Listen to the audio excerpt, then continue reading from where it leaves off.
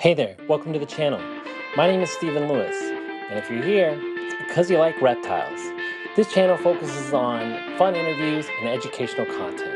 If any of that sounds good to you, then let's talk herbs.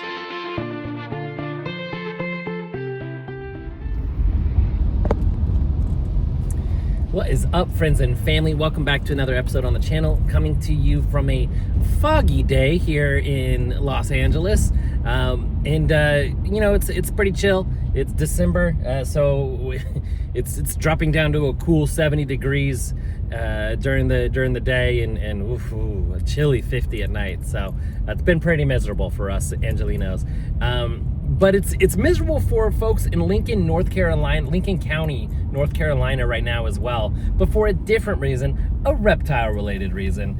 And it's interesting because this is, if some of you have seen my channel, I'm a political animal, and this is one of those areas where I often differ with people on my own side, and there's so much gray area, right? Because this is a huge step of government overreach, and what's happening in Lincoln County, Nebraska right now, Lincoln County, North Carolina right now, is the county commissioners are redoing their animal control ordinances, and effectively they've created what other regions call a white list. We have an exempt list, but they've made a list banning essentially all animals. They made an exemption for humans, so you can still own humans, although that's not exactly true, of course, because of the Constitution and the 13th Amendment. But the language is funny because when it's talking about the mammals that are potentially exotic and dangerous, it says in parentheses not humans. It's like, okay, that's really a weird distinction and unnecessary. USARK, if you're a member of USARK, and if you're not, there's links in the description. You need to be a member of USARK if you support the reptile hobby. There's a lot of things I don't agree with them on, but they are absolutely the best option we have when it comes to sticking up for our rights, and they are our rights, because in this case, the county has the right to change their animal control ordinances. They promulgate these rules, and they're allowed to change them and modify them and update them as necessary. However, there has to be democracy involved as well. So when I say rights, they have the right to do it, but they also have to listen to us. And they pushed this agenda through without any public hearing. Now, Phil Goss and 4 other people did stay behind to leave comments, all against the ban. Because what this ban does is it outlines which animals can and cannot be kept. More specifically, it outlines which animals can be kept, and as a result, leaves off all the animals that cannot. 2 classes of animals were very glaringly absent from their list of excluded animals that you can keep. There's no mention of lizards, no mention of frogs. So if you live in Lincolnton, North Carolina, the most populous city, which is I think it's like under 20,000 people, and you have a bearded dragon or a leopard gecko, you can get grandfathered in and pay $250 a year to keep that pet, plus $100 a year for each additional pet. So imagine if you're trying to breed leopard geckos and you have 20 of them. That's how much is that? Quick math. $1,900 plus $250. That's $2,100 a year just in permits. So I hope they're high value leopard geckos and you can make your money back, because otherwise you're not going to want to do that. You're going to get out of that hobby in that industry. So it's going to kill that, which is commerce. Which, listen, if you're friends with me, we talk a lot about how capitalism is killing reptiles. It's commerce to me is quite disgusting. However, the reality is, I was born in LA County. I live in America. I gotta participate, and we're part of it. So more commerce to me is not a great thing. However, that's the reality, and I do think we should support it, and I do think that's a fair argument. And what USARK does is they go in and support our rights to have a hearing, and so they're challenging this, of course. But they didn't even get a chance to speak at a hearing because there was none. So there's a lot you can do. One, especially if you're a citizen of Lincoln County, North Carolina, and you keep reptiles, you need to write your county. Write them a letter. Pick up the phone and call your county commissioners. I'm going to put links in the description on how you can reach out to them, because it's super vital. Let me just tell you, in a small town, I live in a big city. I work for a big city, and when we get complaints, they get answered.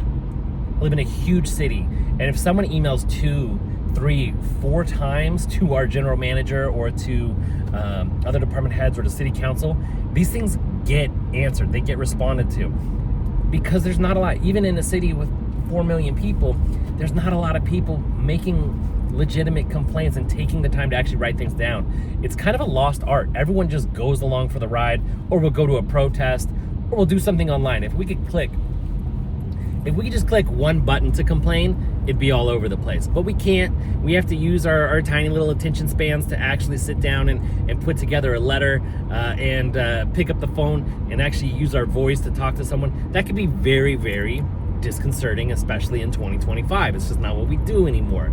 However, your hobby is at stake. Your industry is at stake.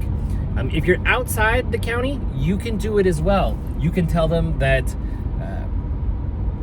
the impact that you've had keeping these animals, and how, sorry, you caught me on the road. It is holiday season. It's crazy. I've got no time at home. I've got no time at work. So apologies, but I'm just gonna throw it on cruise control and talk to you guys in the car, because it's really the only time I get free time. I've got a 90-minute commute. I might as well use the best of it. So my apologies. I wanted to get something out there before, Christmas and the holidays. So this will still go up on the channel. I figured this was better than leaving you guys in the dark for a few weeks until the new year. So I'm not gonna say this is the last car video, because you might get 1 or 2 more of them. But anyways, USARK sent out an alert about this event, and I highly recommend you join USARK if you haven't already, because like I said, they are fighting for our rights. There's links in the description. Join USARK and USARK Florida. And just like supporting Lincoln County, North Carolina, you let them know that you support reptile keepers in the region. You support reptile breeders in the region.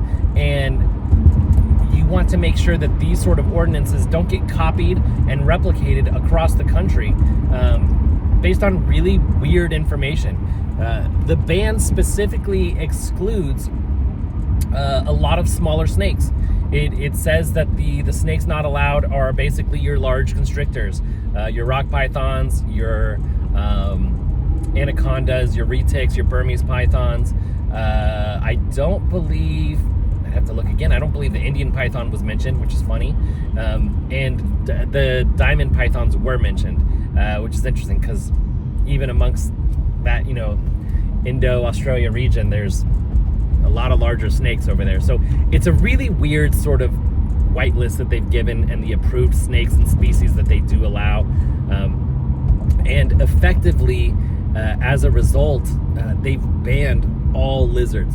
And there's no exception either for educational programs or educational animals.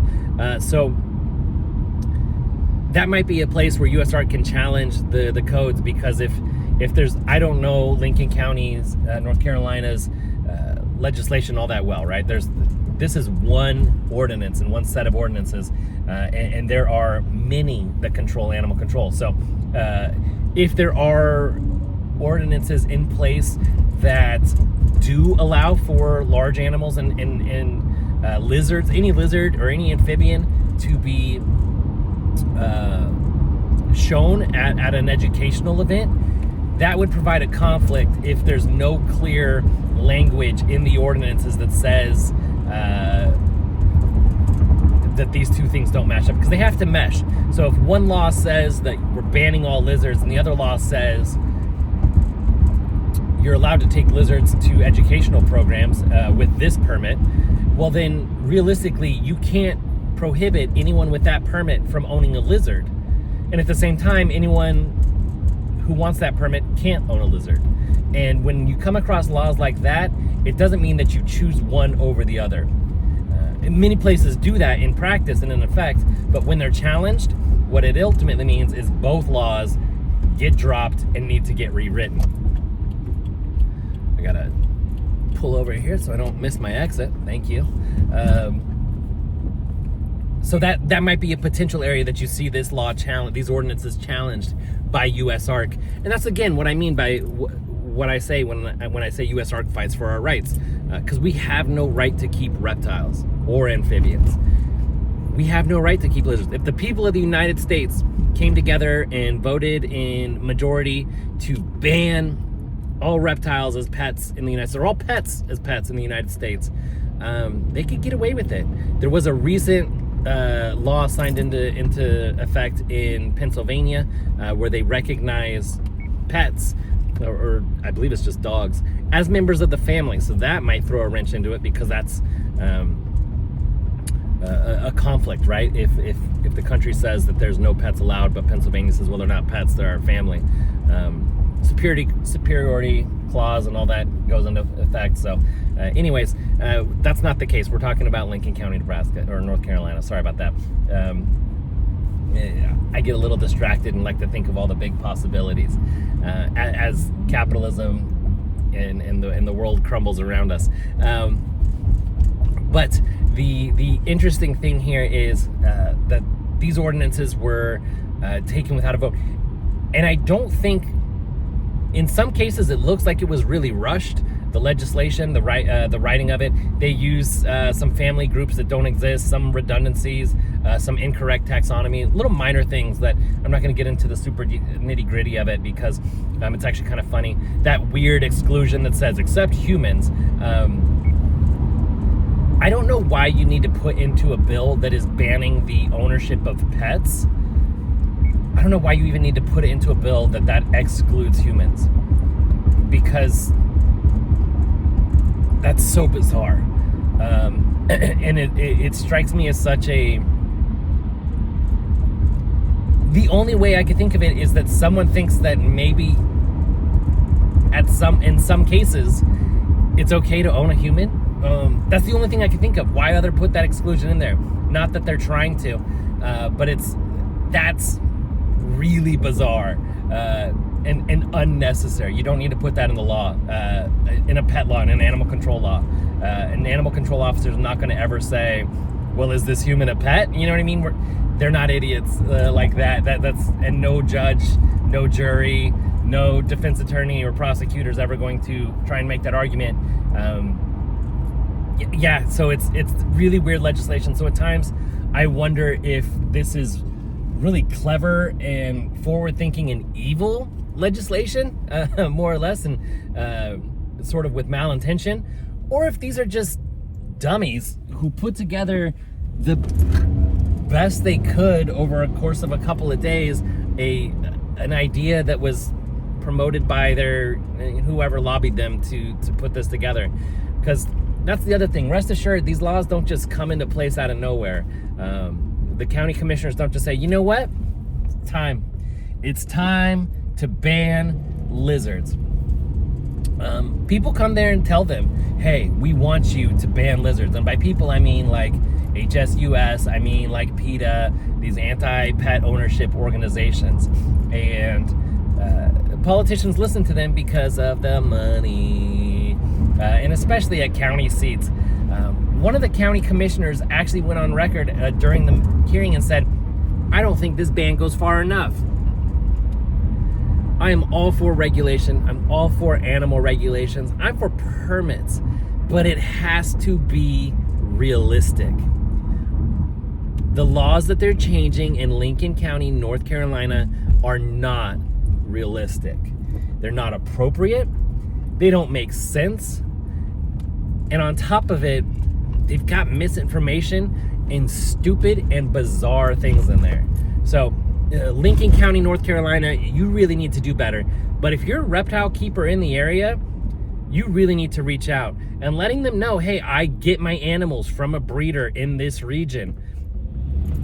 That can go a long way too, because that's commerce. That's what the county cares about. The county gets that tax money. Again, talk to their dollars. That's all these freaking old white people understand, right? Is that their dollars are affected. So talk to that, speak on that, tell them that it's affecting the commerce, tell them that it's people's livelihoods, and that these are voters who are either going to move out or vote someone else out. That's the kind of stuff that they're gonna listen to. So please, please, please, if you're in the region, do contact your reps. If you're out of the region, you could contact them. Just be mindful of your angle with it. They're not going to be too keen to hear what someone from Los Angeles has to say. I couldn't be more removed from Lincoln County, North Carolina, but letting them know that I support the reptile keepers of Lincoln County, North Carolina. Just a short and sweet message that, hey, you know, I've ordered from a dart frog supplier there who's shipped me frogs across the country, and you're going to make it impossible to do that now with this new law, because that dart frog breeder is no longer going to be able to afford to stay in business. And it's a shame for me as a hobbyist. It's a shame for them as someone relying on that income. And it's a shame for your county because, again, he pays taxes in that area and he lives in that area, and he's going to have to leave or lose his job. And that's a terrible option that more and more of us will be facing in this wonderful age that we're in. But it shouldn't happen for BS reasons. And frankly, this ordinance is a BS reason. These ordinance changes are BS reasons. There's no good reason to exclude the reptiles they've excluded or left out of the legislation. I know there's a concern in North Carolina about some invasive reptiles, and to be real, that's okay. If that's their concern, throw black and white tegus and certain monitor species on the list of animals that you can't keep, but then say other lizards are okay, because banning bearded dragons, banning leopard geckos, crested geckos, salamanders, dart frogs, red-eye tree frogs, red-eye croc skinks, you know, any of these amphibians and lizards is ridiculous, and it's overreach. So thanks for listening to me rant. If you made it this far and you're still not subscribed, please hit that subscribe button. I noticed that like 80% of my viewers aren't even subscribed to the channel, which is cool. Thanks for dropping by. But it really helps support the channel a long way. If you want to go a little further, you could join us on Patreon like these good people have here. Or if it's free to join, to be honest with you. These people pay, but it's free to join, so why not? You'll get early access to the videos, and maybe you could say hi to me on Discord. Anyways, guys, thank you so much for checking out the channel. Support USARK. I hope you guys enjoyed learning something about this. Definitely Google the reptile ordinance. Just search Lincoln County, Nebraska reptile ban. I keep saying Lincoln County, Nebraska. Lincoln County, North Carolina reptile ban, and it'll pop up. It'll be the first thing that pops up because it's not a big place. So let's do it. Let's actually take action on this because it is a small region, and if we can get some actual impact on it, they're really going to feel it and they're going to listen. So let's make our voices heard. Let's be a united snake community. Let's help out our brothers and sisters over in Lincoln County, North Carolina, and any in Lincoln County, Nebraska as well. And have a wonderful day. Thanks.